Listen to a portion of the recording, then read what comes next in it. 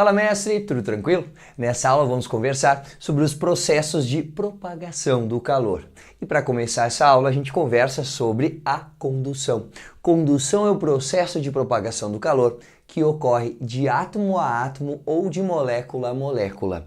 Como é que é isso? Se a gente imaginar que eu tenho uma barra de um material bom condutor de calor, ela é alimentada em uma das suas extremidades por uma fonte de calor, por um foguinho que eu desenhei aqui, não é, mestre? E aí o fogo alimenta a parte próxima, alguns átomos dessa barra aquecem-se e ao aquecerem-se e recebendo o calor dessa fonte, aumentam a sua agitação térmica. E ao aumentarem a sua agitação térmica, transferem energia para os átomos próximos. Então é por isso que a gente diz que o calor passa por condução de átomo a átomo ou de molécula, molécula a molécula. Então o calorzinho vai passar para o átomo que está do lado, que vai passar para o átomo que está do lado, que vai passar para o átomo que está do lado, e assim sucessivamente por toda a barra o calor se espalha, ele é conduzido de um átomo a outro. Pode aparecer como definição que calor é o processo de propagação da energia por um material através das oscilações dos constituintes deste material. Por que isso? Porque quando um corpinho recebe calor e oscila mais, faz com que o que está próximo oscile mais também, que faz com que o que está próximo oscile mais também, e o calor vai passando, né, mestre? De átomo a átomo e de molécula a molécula, através das oscilações dos constituintes desse meio. E, ainda falando sobre a condução, a gente pode calcular o fluxo de calor pela condução do calor no material. E fluxo tem a ver com taxa temporal, taxa no tempo. Fluxo de calor, representado pela letra φ, vai ser a quantidade de calor, ΔQ, que passa por um determinado corpo no intervalo de tempo ΔT. Então, fluxo de calor seria a taxa temporal de transferência de energia na forma de calor que acontece ou ocorre em um corpo. Do que depende esse fluxo de calor? Primeiro vamos avaliar o material. E aqui tem um casinho dentro do material, que é a condutividade térmica do material em watts por metro quadrado vezes Kelvin, quando nas unidades do SI, né? E esse valor me diz o que, mestre? Ó, watts, joule por segundo, lá da mecânica vimos isso, joules por segundo a cada metro quadrado em cada grau de decréscimo ou acréscimo de temperatura em Kelvin. Vamos conversar sobre isso. Cada material, mestre, tem a sua condutividade térmica que me diz se é bom ou mal condutor de calor. Quando a condutividade térmica é grande, o material é um bom condutor de calor. Quando a condutividade térmica for pequena, o material é um mau condutor de calor ou isolante térmico. Como bons condutores de calores, devemos lembrar como exemplo os metais. Metais são bons condutores de calor porque têm um coeficiente de condutividade térmica grande em comparação aos demais elementos da natureza. Maus condutores e bons isolantes, podemos contabilizar na lista, né, de maus condutores de calor ou isolantes a madeira, o isopor, o gelo. A água não é um bom condutor de calor. Então vamos pensar que se é bom condutor, o K é grande, se é mau condutor, o K é pequeno. E se o K é grande, significa que o calor flui com facilidade neste material. Agora vamos para um exemplo bem prático de prova, né, mestre? Que fala sobre a diferença entre os coeficientes de condutividade térmica dos materiais. Se a gente pegar uma colher de pau e uma colher de aço ou colher de metal e colocar as duas colheres dentro do congelador. E aí, quando tu retirares depois de algum tempo, esperando que a colher de pau e a colher de metal entrem em equilíbrio térmico com o interior do congelador, tu tira esses dois do congelador e encosta com a tua mão, com a mesma mão nos dois materiais. E aí eu pergunto, qual desses dois estará mais frio? Nenhum, né, mestre? Se os dois estavam dentro do mesmo congelador, estes estão em equilíbrio térmico com o congelador. Se os dois estão em equilíbrio térmico com o congelador, significa que os dois estão à mesma temperatura. Por que é que então a gente imagina, e está certo ao pensar, que parece-nos que o de metal está mais frio? Porque o coeficiente de condutividade térmica do metal é maior e isso significa que quando a gente encosta a mão no metal, vai transferir calor para o metal a uma taxa maior, vai ser mais rápida a transferência para o metal e da parte de contato do metal com o nosso corpo para o resto, o calor continua fluindo, continua retirando o calor do nosso corpo, nós temos a sensação de que ele está mais frio por isso. E ao contrário disso, pegando-se a colher de pau na mão, a colher de madeira, passa calor da nossa mão para a parte imediatamente em contato, esquenta essa parte, aquece essa parte e para de fluir calor para o resto. Para de fluir calor para o resto porque a madeira é um mau condutor de calor ou um excelente isolante térmico. Por isso que a gente para de sentir que está mais fria, porque para de fluir calor do nosso corpo para a madeira. Um chão que é feito de madeira dá um conforto térmico maior porque a condutividade térmica da madeira é menor do que a condutividade térmica da cerâmica. Então, se tu sentires mais frio ou sentires mais quente, entrando em contato, colocando a mão no objeto, isso tem a ver com a condutividade. E para o mais quente, também dá uma sensação exagerada quem tem maior condutividade térmica. Pensa no exemplo, mestre, de uma colher de madeira, uma colher de metal, dentro de uma panela que está sobre fogo. Se eu encostar nas duas depois que elas estiverem quentes, qual delas que queima mais a minha mão? A de metal, porque a de metal aparentará estar mais quente, porque ao entrar em contato com a minha mão, o calor flui do metal para a minha mão com uma quantidade maior a cada segundo, queimando a minha mão. No caso da de madeira, isso não acontece, porque pouco calor vai ser adquirido pela minha mão, vai fluir para a minha mão, da madeira para a minha mão, a cada segundo. Então essa sensação térmica que tu sentes exagerada, tanto para o frio quanto para o quente, com metais, tem a ver com a condutividade térmica do material. Um exemplo bem prático que tu pode fazer agora, mestre, vou até esperar um tempo daqui a pouco, é ir aonde está a porta mais próxima, encostar na porta e encostar na maçaneta e dizer qual das duas aparenta estar mais fria. Tô esperando. Vai, mestre, vai fazer a experiência, é só chegar na porta ali, encosta a maçaneta, encosta na porta, vai lá.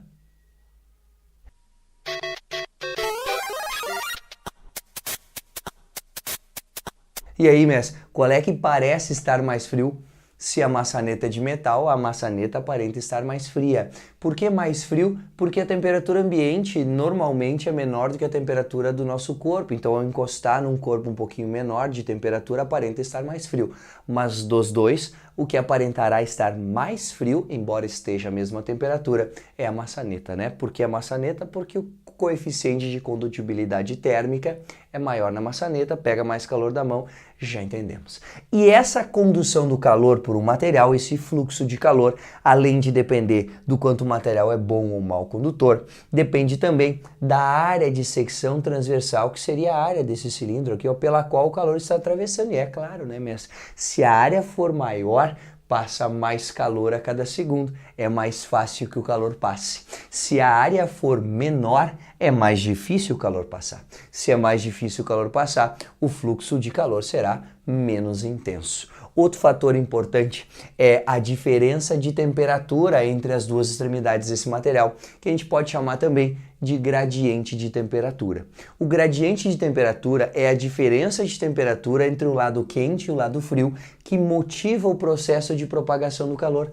Lembrem-se, calor é o processo de propagação do calor entre dois corpos devido à diferença de temperatura existente entre eles, né? O processo de propagação de energia, aliás, né? Entre dois corpos devido à diferença de temperatura existente entre esses dois corpos. Ok? Então, quanto maior a diferença de temperatura, maior será o fluxo de calor. Quanto mais quente está um objeto, mais ele perde calor para o ambiente. Ou quanto mais quente estiver uma das extremidades em relação à outra, maior será o fluxo de calor de um lado para o outro. E um outro fator aqui não podemos deixar de conversar é a espessura do material em que se vai ter a transferência de energia. Quanto mais espesso, mais difícil o calor atravessar o corpo inteiro, então menor é o fluxo de calor. Por isso o fluxo de calor será inversamente proporcional à espessura. Exemplo prático, mestre. Vai pegar alguma coisa no forno, pega uma toalhinha, claro, né? Tu não é bobo, não quer te queimar, né, mestre? Vai pegar no forno, queimei, o que faz? Pega o paninho, dobra algumas vezes e tenta pegar de novo. Funciona? Claro que funciona. Por que isso aí funciona? Porque aumentando a espessura ao dobrar o pano, diminui o fluxo de calor através do pano. Diminuindo o fluxo de calor através do pano, a mão não se queima mais. E o processo de propagação do calor que estudaremos agora, mestre, é a convecção. O que acontece na convecção? Primeiramente, imaginemos aqui um líquido abastecido com o calor de uma fonte, que pode ser esse foguinho aqui. Isso aqui é o fogo, tá, mestre? Pode não aparecer daí, mas eu desenhei muito bem aqui, modéstia à parte, é um foguinho, né? Então, o foguinho fornece calor para a parte inferior desse líquido. E este líquido, na sua parte inferior, ao aquecer-se, dilata. Há uma expansão volumétrica na parte inferior do líquido. E, havendo uma expansão volumétrica somente na parte inferior do líquido, essa parte do líquido fica menos densa. Então, diminuindo-se a densidade do líquido, ele fica mais leve por unidade de volume e nós vimos, em função do princípio de Stevin, que o líquido menos denso sempre sobe. Então, o menos denso vai subir e vai fazer com que o que não esquentou ainda, considerando então em comparação mais frio, seja mais denso e desça. O mais denso desce, aquece-se, aumenta o volume, fica menos denso e sobe. E aí o mais frio desce, aquece, fica menos denso e sobe. E daí o mais frio desce, e isso vai acontecer desde que haja diferença de temperatura entre a parte inferior e superior de um líquido ou de um gás. Porque a convecção ocorre sempre que a matéria puder fluir. E quem é que flui, mestre? Gases e líquidos, por isso são chamados, inclusive, de fluidos. Então a convecção ocorre somente nos fluidos. Por quê, mestre? Porque num sólido pode esquentar mais embaixo o que quiser. O corpo que está embaixo, essa parte do material não pode fluir e subir, isso não tem como acontecer. E este movimento de massas, devido à diferença de temperatura existente entre eles, se chama de correntes de convecção. Então eu tenho correntes de matéria fluindo em função da diferença de densidade existente causada pela diferença de temperatura entre duas regiões no mesmo fluido. Agora vamos pensar nos exemplos de convecção que estão no nosso dia a dia e pode ser alvo de questão. Vem comigo, mestre. Ó, eu tenho na geladeira comum um exemplo clássico de convecção. O congelador dessa geladeira fica na parte superior, porque aí, ao fecharmos a geladeira, ligarmos ela na tomada, é claro, né, mestre? O congelador dessa geladeira fica bem frio. O ar ao seu redor, por contato, esfria-se e fica mais denso descendo. E aí empurra o ar que está lá embaixo na gaveta dos legumes, não é? E aí vai empurrar o ar para cima e ele vai entrar em contato com o congelador, vai ficar mais denso, vai descer, vai empurrar o ar quente para cima. Então, nas correntes de convecção que ocorrem dentro da geladeira, o ar frio desce e o ar quente sobe. Daí eu já vou conversar sobre o ar-condicionado, ó. No ar-condicionado, quando tu queres esquentar o ambiente com ar-condicionado, quem está mais para o sul do país sabe que às vezes é necessário, né? A temperatura pode chegar a abaixo de 10 graus Celsius, então um ar-condicionado pode servir para aquecer. E se eu gerar quente com esse ar-condicionado para esquentar o ambiente, é natural direcionar o jato de ar para baixo. Por quê, mestre? Porque o ar quente naturalmente sobe. Se tu jogar o ar quente para cima, ele vai ficar em cima, daí vai ter uma camada de ar quente em cima do quarto e tu vai continuar sentindo frio embaixo. E é o mesmo que acontece em caso de incêndio. Por que a instrução é se abaixar e andar abaixadinho? Porque os gases da combustão, que tem lá monóxido de carbono, dióxido de carbono, que a gente não aguenta respirar muito tempo, né? Porque aí pode morrer, né? E então a gente anda abaixado porque esses gases estão aquecidos, vão ficar próximos ao teto. Então quanto mais abaixadinho tu tiver, melhor. E isso tem a ver também com a convecção. O outro exemplo aqui é a cortina do chuveiro. Quem nunca, né, mestre? Vai tomar banho, tá meio frio, deixa o chuveiro com uma água bem quentinha, tá lá no quentinho, né? Postando o ombro de um lado pro outro aqui, ó. Aí um ombro, aí outro, joga água na perna, joga água na perna. Daqui a pouco, plaf! Aquela cortina molhada, gelada, encosta em ti. Que é isso? Que demônio é? O que está acontecendo ali, mestre? Na verdade, o ar aquecido ao teu redor fica menos denso e sobe, gera uma região de baixa pressão. E o ar que está do outro lado da cortina, estando a uma maior pressão, ele se desloca para onde a pressão é menor, arrastando consigo a cortina que encontra a tua perna geladinha. Então, para evitar isso, ou tu prende a cortina embaixo ou levanta ela um pouco. Só que levantar ela um pouco a gente sabe o que acontece, né, mestre? Vai vir o ar frio, a gente vai passar frio enquanto toma banho. Então, o que realmente resolve isso aí é prender a cortina no chão e aí aproveitar um banho quentinho. Ou instalar um box, né, com aquelas portas de correr lá de acrílico ou de vidro, enfim, resolve o problema com certeza. Mas um outro exemplo que também é muito comum de aparecer nas questões é a brisa marítima, mestre. Ó, durante o dia, onde que aquece mais? Onde tem água, que tem um calor específico e uma capacidade térmica alta, ou onde tem areia, que tem um calor específico baixo e uma capacidade térmica consequentemente baixa. Aquece mais onde tem menor calor específico, né? Com a mesma irradiação solar. Então vai esquentar mais na areia, o ar próximo à areia sobe, gerando uma região de baixa pressão. E aí o ar que está sobre o mar, que está mais frio comparativamente, vai se deslocar da região de alta pressão para a região de baixa pressão. E aí vai ventar o dia todo do mar para o continente. Essa é a brisa marítima de dia. E quando a gente está de noite, aquece mais. Opa, ninguém aquece de noite, né, mestre? Esfria, né? Esfria o ar próximo ao mar, esfria o ar próximo à areia. Quem é que esfria mais?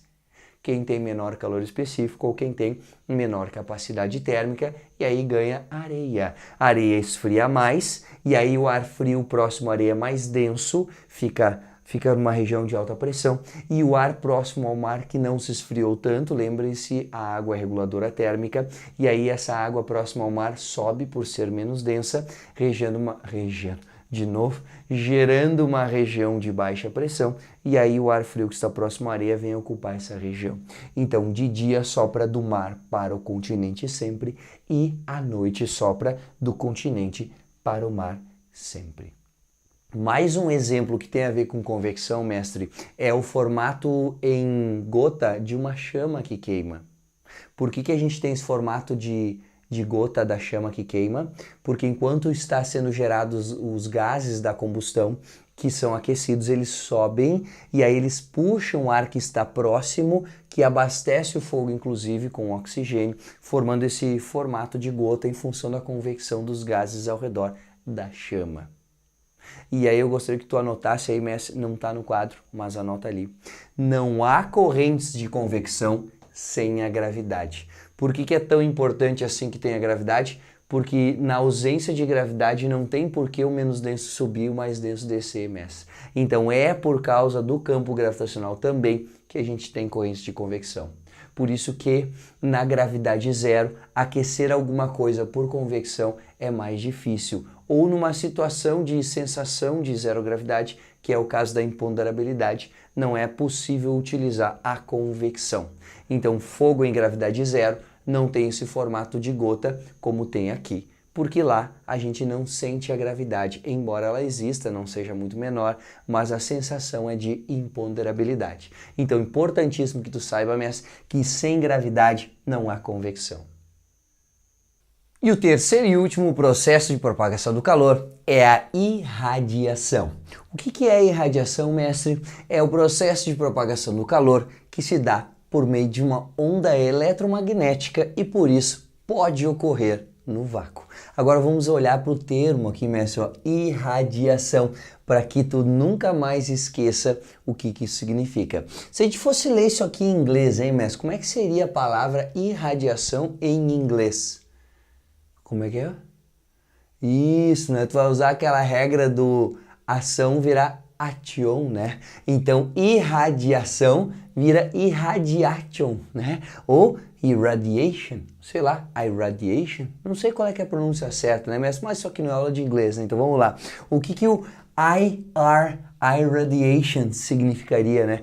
O I seria de infra, o R de red. Então, irradiation ou irradiation, não sei qual que é o certo. Para falar a verdade, eu não sei mesmo. Mas seria o infrared radiation, ok? Infrared radiation seria a radiação do infravermelho, que tem a capacidade de interagir com os corpos, causando neles aquecimento. E quando corpos são aquecidos, eles também irradiam calor para o ambiente. Então, irradiação é o processo de propagação do calor através do vácuo que ocorre em função de ondas de infravermelho, de ondas eletromagnéticas, cujo comprimento de onda, cuja frequência veremos mais tarde o espectro eletromagnético, ok, mestre? Fica bem tranquilo. Mas aqui tu já tens que saber que é em função de uma onda eletromagnética na frequência, no comprimento de onda do infravermelho. E por ser uma onda eletromagnética, a única coisa capaz de se propagar no vácuo vai ser, então, o único que se propaga no vácuo. O único processo de propagação do calor que pode se dar no vácuo é a irradiação. A condução eu preciso de um meio sólido, líquido ou gasoso, tanto faz. Em geral, a gente pensa nos sólidos, mas não é só nos sólidos, tá? Essa condução é no sólido, líquido, gasoso. E a convecção, aí sim, só nos líquidos, nos gases, nos fluidos. E a irradiação pode acontecer em sólidos, pode acontecer em líquidos e pode acontecer em gases. E pode acontecer, daí é o caso exclusivo da irradiação, no vácuo também. Então lembra que o irradiation, né? Não sei, mestre, né? Mas vamos lá. Vai ser o infrared, o IR, né? Infrared radiation. Então tu já sabe que tem a ver com o infravermelho. E o Sol gera energia, gera infravermelho, gera luz visível, gera luz ultravioleta também, mas o que esquenta a superfície da Terra, causando o efeito estufa que nos mantém vivos aqui, claro, que se a gente pensar numa intensificação do efeito estufa não é bom para a natureza, não é bom para a gente também, em função da poluição atmosférica, etc e tal, mas o efeito estufa, ele também faz com que se tenha manutenção da vida na Terra e é em função das ondas de infravermelho emitidas pelo Sol. Cuidado com isso, mestre. Não é somente corpos muito aquecidos que emitem infravermelho, não. Corpos a baixas temperaturas também emitem, só que eles emitem muito menos. E infravermelho de menor comprimento de onda, né? Perdão, de menor frequência. Então, quanto maior a temperatura, mais um corpo irradia calor. Tanto é que se tu queres ver se uma panela está quente ou não em cima do fogão, mestre, tu colocas a mão próxima e ao aproximar a mão tu já percebe que está batendo um calorzinho ali e é isso que vai dizer se está bastante quente ou pouco quente. Se vem bastante radiação, tu percebe pelo tato e aí tu sabes que está quente. Então a irradiação tem a ver com a emanação, né, de energia através de ondas de infravermelho no vácuo. E existem características relativas à emissão e absorção de radiação infravermelha que devem ser conhecidas por ti para entender os exemplos práticos cobrados em provas. Então, a absortividade, representado pela letra Azinho, o A minúsculo, vai medir a razão entre a energia absorvida por um corpo em relação à energia que incide, ou seja, se 50% da energia que incidiu num corpo foi absorvida e o resto foi refletida, quer dizer que a absortividade desse corpo é de 50%, ou 0,5. E a emissividade tem a ver com a razão entre a energia que um corpo emite em função de toda a energia térmica gerada no interior desse corpo. Então, se o corpo emitir 60% da radiação que foi gerada no seu interior, a emissividade desse corpo é de 60%. Lembrando-se que a absortividade e a emissividade de um corpo são sempre iguais, ou seja, quanto mais fácil é para um corpo absorver energia, mais fácil é para esse corpo emitir energia para o ambiente. Então, vamos pensar, o que esquenta mais rápido? Uma lajota da calçada preta ou uma lajota da calçada branca quando está incidindo o sol? É a lajota preta que esquenta mais rápido, né, mestre? A gente sabe que ao se vestir com roupas pretas, a gente se aquece mais ao sol. Perceba, se tu estás vendo essa aula na época fria do ano, perceba quando tu for na aula presencial em algum lugar ou quando tu olhar na rua, as pessoas estão vestidas de roupas escuras, porque expondo-nos ao sol, com uma roupa preta, absorvemos mais calor, sentimos menos frio em função disso. Já uma roupa branca, num dia quente, ela reflete mais a radiação porque ela absorve menos. Então, corpos pretos absorvem melhor a radiação e também emitem melhor radiação. Então, se eu pensar em qual lajota que esquenta mais rápido exposta ao sol, a resposta é a lajota preta, porque ela absorve melhor o calor. E se a pergunta for qual lajota esfria primeiro, a resposta também é a lajota preta, porque o preto emite mais calor para o ambiente, por isso que num dia que foi quente e é de noite já, se tu vestires uma roupa escura, vai sentir uma sensação mais fresquinha, né? Por quê? Porque o branco reflete o calor para ti mesmo, gerado por dentro da camisa reflete para ti. E se tu usa preto, não. O preto deixa o calor passar de ti para o ambiente. Então, corpos pretos esfriam mais rápido. Pergunta clássica, café preto e chá, qual dos dois esfria mais rápido? O café preto, estando à mesma temperatura inicial, na mesma quantidade, né, mas considerando calor específico igual também. Então, o preto, café preto, esfria mais rápido, simplesmente por ser preto, porque corpos negros irradiam e absorvem calor com uma quantidade maior, com uma facilidade maior. E agora, mestre, para fechar com chave de ouro essa aula sobre o processo de propagação do calor, vamos para dois exemplos muito comuns em questões de vestibular, que abordam os 3 processos de propagação do calor. Então, o primeiro deles é a garrafa térmica, também conhecida como garrafa de Teva, que é a garrafa que tenta impedir os 3 processos de propagação do calor, para que o calor nem entre e nem saia da garrafa, mantendo-se a temperatura constante por um máximo de tempo possível. Então preste atenção aqui. A garrafa térmica ela é composta por paredes espelhadas de vidro, paredes duplas, dentre as quais fez-se o vácuo. E isso acontece porque a gente tem o vácuo entre as duas paredes de vidro para impedir a condução do calor, porque se a parede de dentro está quente e transfere energia para a parede de fora, passaria calor para o ambiente. Ou se a parede de fora está quente, passa calor para a parede de dentro, passaria calor para dentro do líquido ou para dentro do que está dentro dessa garrafa térmica. Então a parede tem vácuo entre as duas paredinhas para impedir a condução do calor. E essas paredes são espelhadas porque impedem assim a irradiação, claro. O infravermelho, assim como a luz, é refletida por espelhos ou por superfícies metálicas espelhadas. Então a gente tem essas paredes espelhadas para fora, espelhadas por dentro também, porque aí a onda eletromagnética de infravermelho vai incidir, vai refletir-se nessas paredes. Aí o calor não entra e o calor também não sai. Não entra, daí não esquenta o que está dentro, ou não sai, daí não esfria o que está dentro. E a tampinha aqui de borracha para impedir a convecção. Claro, os vapores gerados, caso eu tenha um líquido aqui aquecido, tem uma tendência de sair levando a energia consigo, esfriando-se o líquido. Então, o que a garrafa térmica faz? Tenta, pelos 3 processos de propagação do calor, impedir a transferência de energia de dentro para a garrafa, para o meio externo, ou do meio externo para dentro da garrafa. Assim, mantém a temperatura do que está dentro dela constante ou variando menos por um intervalo de tempo muito maior. E o outro exemplo, que é um exemplo um pouco mais completo e complexo também, não é, mestre? Presta bem atenção agora, é o aquecedor solar de água, aquele painel que pode colocar no teto da casa e aí a água será aquecida pela irradiação solar. Então vamos imaginar que a gente tem aquele como é que chama? O preto ali, esqueci o nome. Lembrei, mestre, ó. A serpentina por onde flui a água, e essa serpentina geralmente é de metal, pintada de preto e fica dentro de uma caixa de vidro. Por que isso tudo, mestre? Vamos lá. A água vem fria de dentro de um recipiente aqui que seria a caixa d'água que vai acumular água quente, acumular energia absorvida a partir do sol.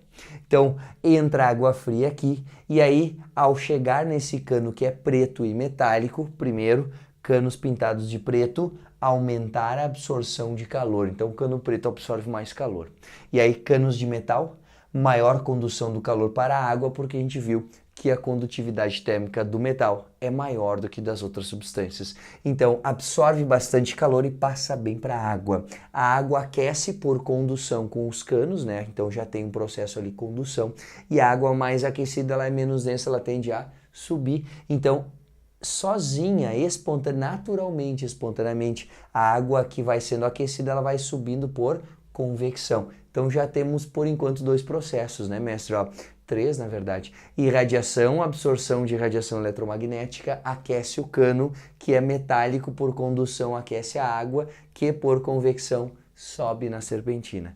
Então a água vai subindo na serpentina e a gente tem aqui a caixa de vidro para impedir a convecção do ar, né, mestre? Não é para impedir a convecção da água aqui dentro da serpentina preta, não. É para impedir a convecção do ar porque ele vai ter movimento de ar esfriando os canos. Então tu fecha com uma campanulazinha de vidro, ali um aquáriozinho invertido, né? Faz isso aqui virar uma caixa de vidro e aí vai incidir a irradiação e ela não vai sair, vai criar um efeito estufa nessa caixinha, mantendo o cano bem aquecido, garantindo que o máximo de energia seja absorvido da irradiação do sol.